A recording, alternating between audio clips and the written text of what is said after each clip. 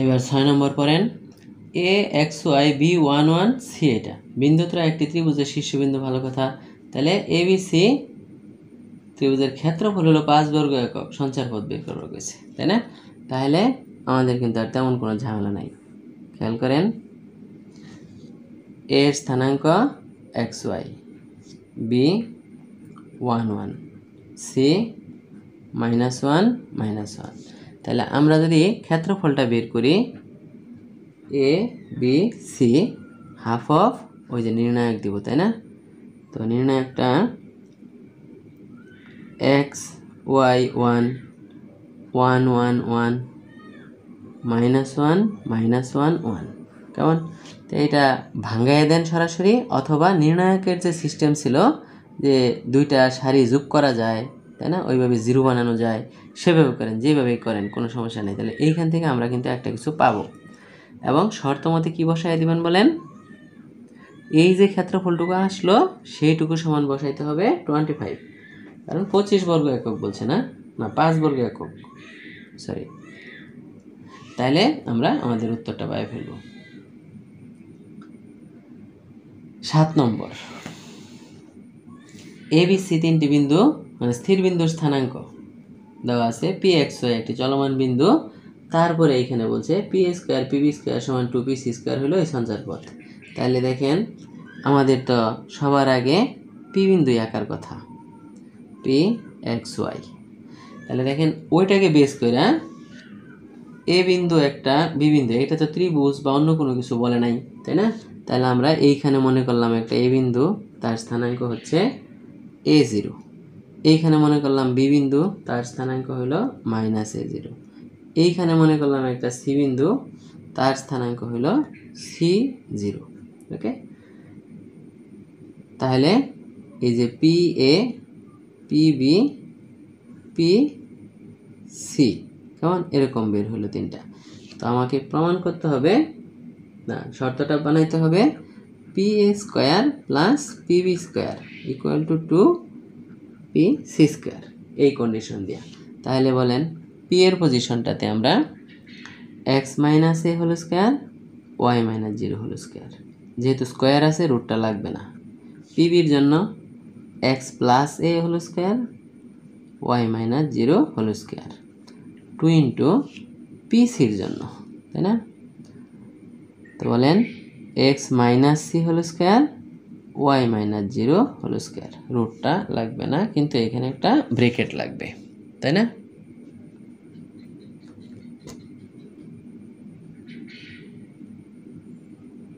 ওকে, কারণ 2টা তো কমন আছে।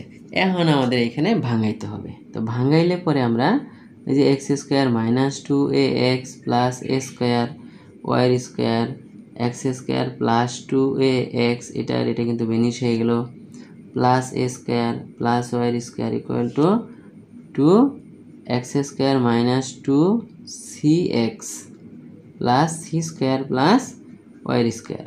এখন কিন্তু এই 2টা গুণ হিসাব আছে সবার সাথে, তাই না? এখন এখান থেকে হিসাব করলে আমাদের যেটা উত্তর আসা সেটা আসা করবে,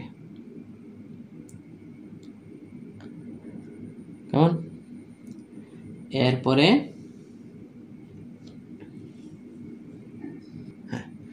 তাহলে এই পাশে 2x স্কোয়ার আছে, এই 2x স্কোয়ারের সাথে বেনিশ হবে, 2y এর স্কোয়ার আছে, তাই না? গুণ করে দিলে এইটার সাথে বেনিশ হবে। আপনি প্রয়োজনে আরও এক লাইন লেখেন, কোনো অসুবিধা নেই, কেমন? আর 2x তো আগেই কাটা চলে গেছিলো, তাই না? তারপরে রইবে খালি এই পাশে 2a স্কোয়ার, আর ওই পাশে রবে 2, এই যে গুণ দিয়ে -4cx প্লাস 2c স্কোয়ার। তারপরে এখান থেকে এই সমস্যার সমাধান হয়ে গেল, কেমন? এরপরে 8 নম্বর দেখেন, একটি ত্রিভুজের শীর্ষত্রয় এবিসি বিন্দু, এ বিন্দুটি একটি সেটের সদস্য, যে সেটটির যে কোনো বিন্দুতে এ তো এক্স ওয়াই দেওয়াই আছে, এক্স ওয়াই মানে তো আমরা এমনি ধরতাম পি, তাই না? তো এইখানে এক্স ওয়াইটা হলো এ, কোনো অসুবিধা নাই। তাহলে বিন্দু হইতে বিসি এর উপর অঙ্কিত মধ্যমার দৈর্ঘ্য একটি স্থির সংখ্যা যা 5 একক দেখাও যে এ বিন্দুর সঞ্চারপথের সমীকরণ, তাই না? তাহলে আমরা ছবিটা আঁকি। তাহলে এইটা হলো আমাদের এ বিন্দু পি এক্স এর মতো, আর বি সি দুইটা বিন্দু আছে, এইখানে বি সেটা হলো -6 -3 আর সি হচ্ছে 6 3। কেমন? তো এ বিন্দুটি সেটের সদস্য যে সেটটির যে কোনো বিন্দু হইতে, তাহলে এ বিন্দু থেকে বিসি এর উপর অঙ্কিত মধ্যমা, মনে আছে মধ্যমা আঁকলে কিন্তু আমাদের মধ্যবিন্দু লাগে। কেমন? তাহলে এই মধ্যবিন্দুরে বললাম ডি, তাহলে ডির স্থানাঙ্কটা হয়ে যাবে কিন্তু এই দুটো যোগ করে 2 দিয়ে ভাগ, তাহলে -6 + 6/2, -3 + 3/2। ওকে, তাহলে এইখান থেকে আমরা ফাইনালি পাবো ডি এর স্থানাঙ্কটা আসলে 0 0। ওকে, তাহলে এইটা যখন 0 0, তখন এ থেকে ডি এর যে সমীকরণ, মধ্যমা সমীকরণ চাইছে না, দৈর্ঘ্য, তাহলে এই দৈর্ঘ্যটা সবসময় 5। তার মানে শর্ত মতে ডি এ ইকুয়াল টু হলো, আচ্ছা ডি এ না, এডি লিখি, এডি ইকুয়াল টু 5। তাহলে এডি মানে x - 0 whole square y - 0 whole square √, যেহেতু এটার উপরে বর্গ নাই, তার মানে এইখান থেকে বলেন ভাঙাইলে x² + y² ইকুয়াল টু আমরা পাবো 25। এই আমাদের উত্তর। কেমন? 9 নম্বর দেখেন, একটি সেটের বিন্দু, তার মানে আবার সেই পি এক্স ওয়াই, তাই না? 2 - 1 বিন্দু থেকে সর্বদা 4 একক দূরে, তার মানে 2 - 1 একটা বিন্দু, যার থেকে এটার দূরত্ব সবসময় কত থাকবে? 4। তাহলে আমরা বলতে পারবো পি এ ইকুয়াল টু 4। কেমন? তাহলে x - 2 whole square y + 1 whole square √, equal to 4। তাহলে দুই পাশে বর্গ করলে x² - 2x না 4x + 4 y² + 2y + 1 equal to 4। এখান থেকে আমরা আমাদের উত্তরটা পাই ফেলব। কেমন? শেষ অঙ্ক হচ্ছে 10 নম্বর। x অক্ষ থেকে একটি সেটের প্রতিটি বিন্দুর দূরত্বের বর্গ। সেটের বিন্দু তো সে আগের মতো পি এক্স ওয়াই, সেটা x অক্ষ থেকে দূরত্ব, তাই না? তাহলে x অক্ষ থেকে কোনো বিন্দুর দূরত্ব কার সমান? y এর সমান, তাই না? তাহলে এইটুকু হলো y। y অক্ষ থেকে বিন্দুটির দূরত্বের 4 গুণ, তার মানে y অক্ষ আঁকতে হবে, এবং y অক্ষ থেকে এই বিন্দুর দূরত্বটা হলো x এর সমান। এই যে এইটুকু যে কথা, এইটুকু কিন্তু একই কথা, তাহলে এইটুকুই x আর এইটুকু হলো y। সঞ্চার পথের সমীকরণ নির্ণয় করো, তাই না? তো ভাষাটা আরেকবার বলেন। x অক্ষ থেকে একটি সেটের প্রতিটি বিন্দুর দূরত্বের বর্গ, তাহলে x অক্ষ থেকে দূরত্ব হলো y, তার বর্গ। y অক্ষ থেকে বিন্দুটির দূরত্বের 4 গুণ, তাহলে y অক্ষ থেকে দূরত্ব হলো x, তার 4 গুণ। এখানে আর হিসাব করার কি রইল বলেন আমায়? কেমন? তাহলে এরই সাথে আমাদের 3.4 চ্যাপ্টার শেষ হয়ে গেল। কেমন?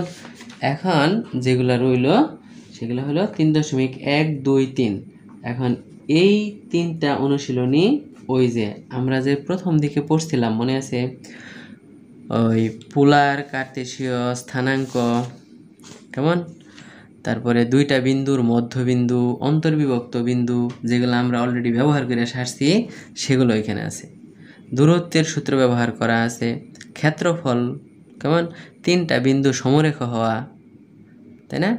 ওই যে ছোট ছোট জিনিসগুলো, ওইগুলা দেওয়া হইল 3.1 থেকে 3.3 পর্যন্ত। এই অঙ্কগুলোর মধ্যে শুধুমাত্র বোর্ডে আসা অঙ্ক। আবার বলছি, চ্যাপ্টার 3.1, 3.2, 3.3 এর বোর্ডে আসা অঙ্ক, বোর্ডে আসা অঙ্কগুলো আমরা করব, নিজে নিজে করব, এগুলো আমরা নিজেরাই পারবো। তাহলে কয়টা অঙ্ক সেরকম আছে আমরা একটু গুনে দেখার চেষ্টা করি। হ্যাঁ, আমার বইটা তো একটু পুরাতন, হয়তো 2-1টা আরও বাড়তে পারে। তাহলে মোটামুটি আমরা দেখব যে অ্যারাউন্ড 40-40টার মতো অঙ্ক আছে, যেগুলো আমরা নিজেরাই করে ফেলব এবং পারবো আশা রাখি। হ্যাঁ, ওকে। তাহলে এরই সাথে সরল রেখার কাজ শেষ হয়ে গেল। কেমন? তাহলে আমরা একদম 60টা অনুশীলনী কাজ করে ফেলতে পারবো, যার মধ্যে 4টা আমি সবগুলো করে দেওয়ার চেষ্টা করছি, তাই না? আর 3টা নিজেরা করবেন। ওকে, তাহলে এরই সাথে সরলরেখার কাজ শেষ। কিন্তু মাথায় থাকতে হবে যে ওই যে প্রথমে আমরা 15-16টা ভিডিওতে আলাপগুলো করছিলাম, তাই না? সেই আলাপ যাদের মাথায় ভালো করে আসিল, তাদের কিন্তু অঙ্কগুলা চিনতে খুব একটা সমস্যা হয় না। তাহলে 2টা জিনিস আমাদের মেইনলি দরকার আসলে সরলরেখার অঙ্ক করার জন্য, তাই না? একটা হলো ওই যে সূত্র সংক্রান্ত ভালো ধারণা, তাই না? এবং 2 নম্বর যে জিনিসটা হলো সেটা হলো চিত্র আঁকা। এই দুইটা করলে আমরা কাজগুলা সহজে করতে পারবো, কেমন? এবং শুধু এই বইয়ের না, যে কোনো বইয়ের অঙ্কই আমরা করতে পারবো এইভাবে। ওকে, বিগত সালের প্রশ্নপত্র সমাধান করা, ইঞ্জিনিয়ারিং প্রশ্ন সমাধান করা, ভার্সিটির প্রশ্ন সমাধান করা সবই করে ফেলতে পারবেন, কিন্তু এই সূত্রগুলো মনে রাখতে হবে, এটাই হলো মেইন কথা। ধন্যবাদ।